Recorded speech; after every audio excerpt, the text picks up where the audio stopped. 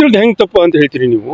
ಅಲ್ಲಿ ನಡೆದಂತ ಸಭೆ ಏನಿದೆಯೋ, ಕಾರ್ಯಕ್ರಮ ಏನಿದೆಯೋ ಅದು ಬಹಳ ಚೆನ್ನಾಗಿ ನಡೆದಿದೆ. ನಾವು ಟಿವಿಯಲ್ಲಿ ವೀಕ್ಷಣೆ ಮಾಡಿದೀವಿ. ನಾವು ಚೆನ್ನಾಗಿ ನಡೆದಿದೆ. ಅಲ್ಲಿ ಯಾವುದೇ ಒಂದು ಗಲಾಟೆ ಆಗಿಲ್ಲ, ಏನಿಲ್ಲ. ಅಷ್ಟೊತ್ತಿಗೆ ಮಳೆ ಬಂತು, ಜನರಲ್ಲಿ ಚಿದ್ರಾಗಿ ಅವ್ರು ಹೋದ್ರು.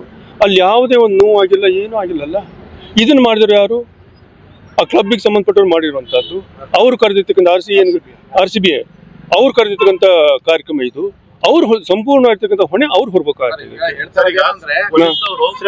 ಬೆಳಗ್ಗೆನೆ ಅಲ್ಲಿ ಡೋರ್ ಓಪನ್ ಮಾಡಿದ್ರೆ ಇಂತಹ ಪರಿಸ್ಥಿತಿ ಆಗ್ತಿರ್ಲಿಲ್ಲ ಅಂತ ಹೇಳ್ಕೊಂಡು ಸರ್ಕಾರ ಸೂಚನೆ ಕೊಡ್ಬೋದಿತ್ತು. ಸರ್ಕಾರ ಸೂಚನೆ ಕೊಡುವ ಅವರ ವ್ಯವಸ್ಥೆ ಮಾಡ್ಕೊಳ್ಬೇಕಲ್ಲ. ಮುಖ್ಯಮಂತ್ರಿ ಮಾತನ್ನು ಕೇಳ್ತೀವಿ ನಾವು, ಯಾವುದೇ ಪರ್ಮಿಷನ್ ಕೇಳಿಲ್ಲ ಅಂತಂದವರು.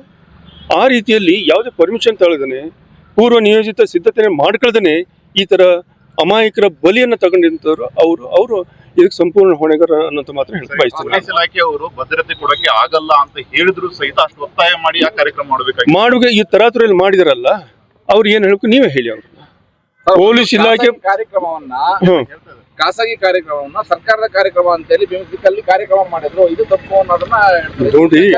ಈಗ ಜನಗಳ ಒತ್ತಾಯ, ಅಭಿಮಾನಿಗಳ ಒತ್ತಾಯದಿಂದ ವಿಧಾನಸೌಧದ ಮುಂದ್ಗಡೆ ಸನ್ಮಾನ ಮಾಡಿರುವಂತಹದ್ದು ಸರಿಯ ತಪ್ಪು ಮಾನ್ಯ ಸರ್ಕಾರಕ್ಕೆ ಮತ್ತು ಮುಖ್ಯಮಂತ್ರಿ ಬಿಟ್ಟಿರುವಂತಹ ವಿಚಾರಗಳು. ಅದ್ರ ಬಗ್ಗೆ ನಾನು ಏನು ಹೇಳಕ್ ಹೋಗಲ್ಲ.